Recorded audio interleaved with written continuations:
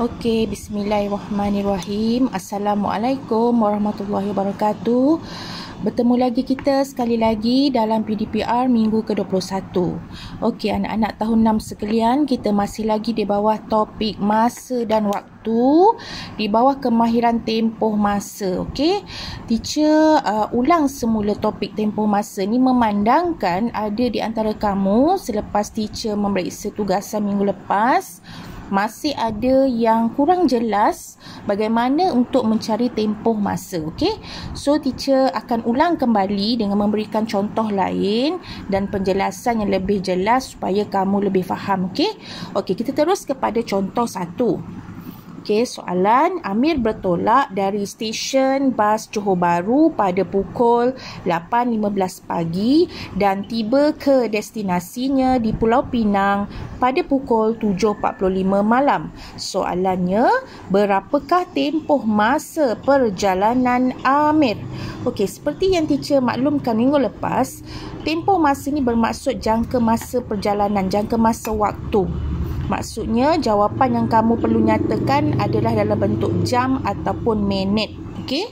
Alright. Pertama sekali, langkah pertama yang perlu kamu kenal pasti ialah mengenal pasti yang mana satu waktu mula dan mana satu waktu akhir. Sebab kita nak gunakan rumus waktu akhir tolak waktu mula. Dalam soalan ini, waktu mula adalah 8.15 pagi. Ini dalam sistem 12 jam. Masih lagi sistem 12 jam ni. 8.15 pagi dan waktu akhir adalah 7.45 malam. Okey? 7.45 malam adalah waktu akhir. Okey, langkah pertama, apabila kamu dah kenal pasti waktu mula dan waktu akhir, kamu perlu tukarkan waktu tersebut kepada sistem 24 jam. Okey, di sini teacher dah tukar. Okey, 8.15 pagi. Pagi ni maknanya dalam sistem 24 jam tidak ada perubahan pada nombor tersebut. Nombor ni tak ada perubahan. Cuma kamu perlu tambah sifar dekat depan lah. Okey, sistem 24 jam, dengar ya, perlu ada perkataan jam dan mesti ada 4 digit tanpa titik. Tak boleh ada titik. Syarat dia mesti ada 4 digit, tak boleh ada titik. Okey, sekiranya pagi, macam pagi ni 8.15 pagi, 8.15, 815 ni, dia 3 digit sahaja. So, kamu perlu tambah sifar. Tambah sifar, okey, di depan 8 tu. Supaya nak dapatkan 4 digit. So, jam 8.15. Okey, untuk waktu akhir 7.45 malam. Bila malam? Okey, dalam sistem 24 jam, bila jejak je pukul 1 tengah hari, okey, dia akan berubah menjadi jam 13. Tapi kalau 7.45 malam ni, pukul berapa? Jam 19.45. Nampak tak 4 digit? Okey, 7 ni dah berubah kepada 19 sebab malam. Okey.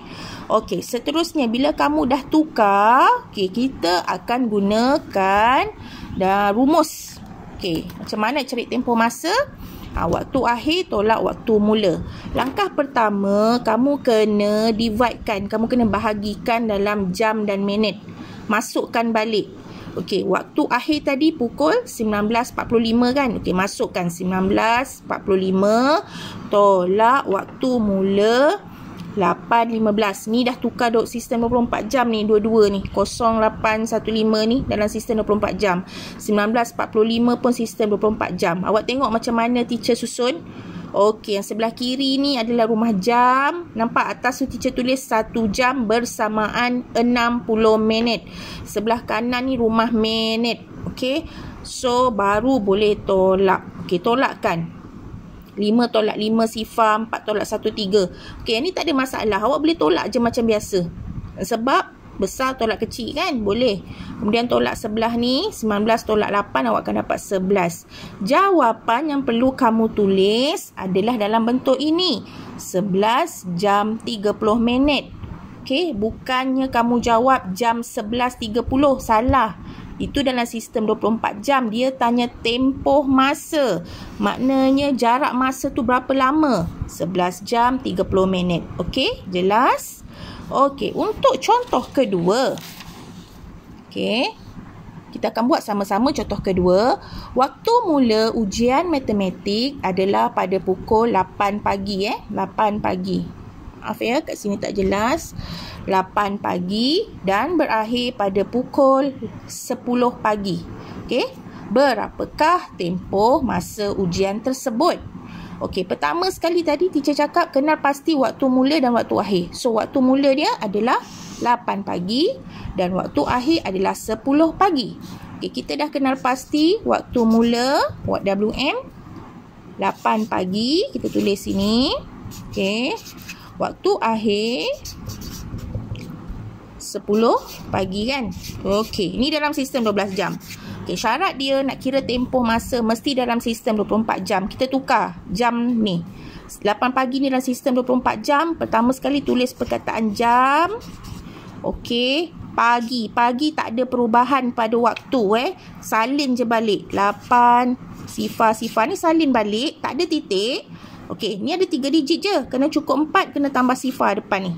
Okey, sifar 8. 8 sifar. Okey, untuk jam 10 pagi... Sistem 24 jam, jam pagi juga. Perlu tak ubah apa-apa nombor ni? Tak perlu sebab dia masih pagi. Kalau masuk pukul 1 tengah hari baru awak ubah. Okey, jadi jam 10.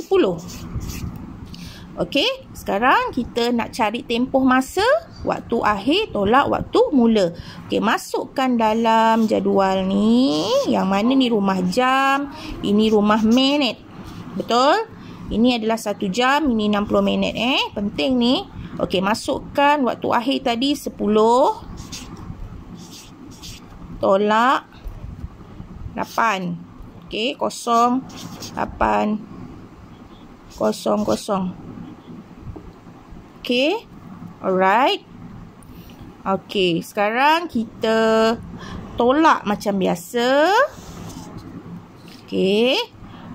Tolak ni bukan boleh kan? 0 tolak 0, 0. Okey, tak ada masalah. 10 tolak 8, 2. Jadi macam nak tulis jawapan? Masanya berapa? Peperiksaan tersebut, ujian tersebut 2 jam. Nampak? Okey. Alright, sekiranya katalah kalau soalan tu saya tukar kepada dia telah bermula pada pukul 8.20 pagi. Katalah. Okey. Jadi dia punya sistem 24 jam dia berapa? Jam berapa? Ya, 0820 kan? Okey. Katalah saya tukar kepada 8.20 pagi. Okey, saya nak tahu tempoh masa ujian tu berapa. Okey, waktu akhir dia sama. Macam mana nak buat? Okey, kita masukkan dalam kolom tu balik. Okey, waktu akhir 10. Waktu mula 8.20 tolak. Okey. Alright, ni rumah jam, ni rumah minit Okey, sekarang 0. Boleh tak tolak 20? Tak boleh kan? So kena buat apa? Ni yang saya kata kamu kena pinjam daripada rumah jam. Jam sini 1 jam, sini 60 minit kan? Okey, kamu kena pinjam 0 ni tak boleh tolak 20 sebab kecil tak boleh tolak besar. Jadi kamu kena pinjam dari 10 ni. Pinjam 1 jam. Sini dah tinggal 9. Okey, bila awak pinjam 1 jam, pindah rumah minit, dia dah tukar jadi 60. Bila awak pinjam 1 jam dari sini, pindah sini dia jadi 60. 60 ni tambah dengan sifar, dia jadi 60, betul? 60 tambah sifar-sifar ni 60 kan? Tambahkan dengan nombor yang kat sini ni. Okay, awak akan tambah jadi 60 tolak 20. Dapat berapa? 40. 9 tolak 8? 1. Jadi tempoh masa ujian tersebut 1 jam 40 minit. Okey, jadi tempoh masa ujian 1 jam 40 minit. Okey. Okey, ini sekiranya nombor di sini kecil, tak boleh tolak dengan nombor bawah. Kecil tak boleh tolak besar, kamu kena pinjam daripada rumah sebelah tau. Rumah sebelah ni rumah jam, kena pinjam 1 jam. Bila pindah dia masuk ke rumah minit, dia akan bertukar jadi 60.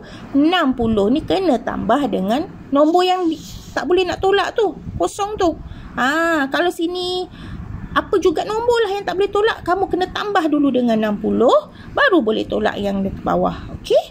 Okey, saya harap kamu jelas tentang mengira tempoh masa ya.